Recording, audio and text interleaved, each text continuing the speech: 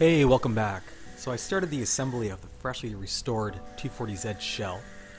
As you can see, my garage is pretty tight, so I have protected the body with foam and a car cover.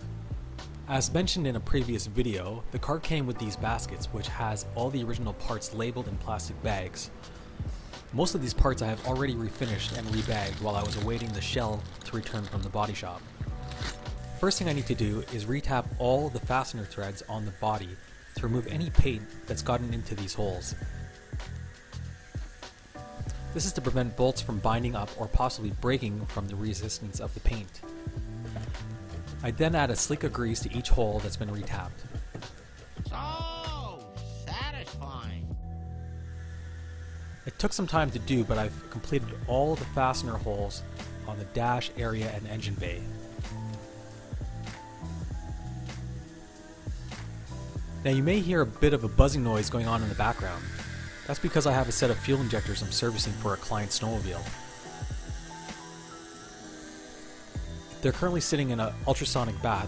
The sound you hear is high frequency generated in the cleaning solution, which creates these ultra tiny heated bubbles which implode in and against the fuel injectors. This breaks off any dirt or carbon at the injector tips as the injector is pulsing open and closed. Think of it as scrub cleaning your injectors with bubbles.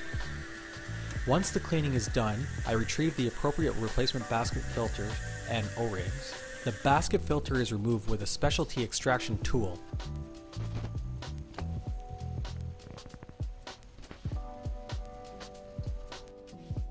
And the new filter is gently tapped back in. I then run the same flow test procedure that was performed before the cleaning. I do a leak test,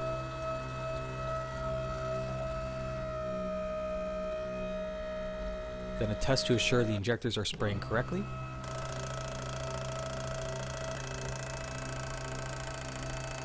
Then I perform a dynamic flow test into the glass tubes to assure that all the injectors flow evenly. I then replace the O-rings and fill out a report to give to the client. Anyways, back to the Datsun here. I've now reinstalled the pedals, completed the entire brake system by installing the new brake lines and master cylinder.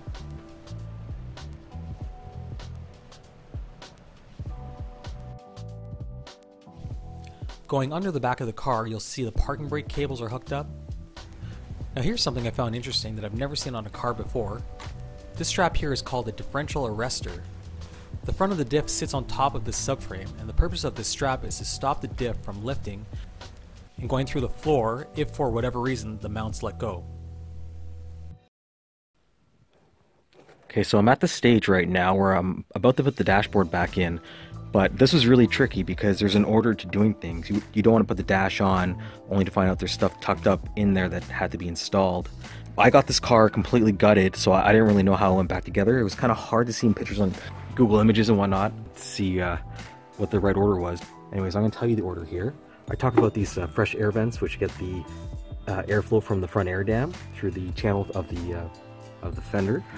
This right here is the drain tube that goes from the wiper cowling for all the rainwater that drains in. It drains out this way, and it comes out like a little side pipe below the channel, as I mentioned, that takes air inside the car.